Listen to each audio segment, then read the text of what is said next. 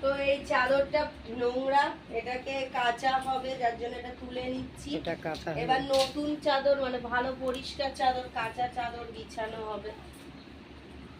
তো বালিশগুলোর অবস্থা খুব খারাপ হয়েছে, পরে বালিশ করতে হবে। না বালিশ ঠিক আছে।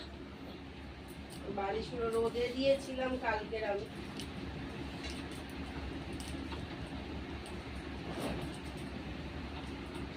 ওটা পরিষ্কার চাদর, একদম ধবধবে পরিষ্কার চাদর রয়েছে, বিছিয়ে নিচ্ছি।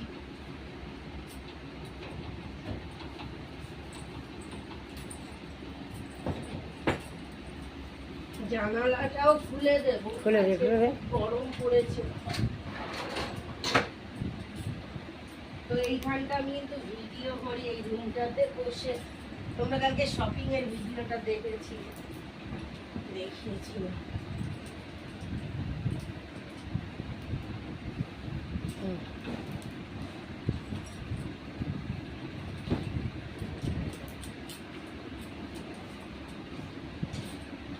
আমি আবার টান টান না হলে ঘুমাতে পারি না, সুন্দর করে বিছানা র্যাম্বোটা নষ্ট করে দেয়। একদম টান টান।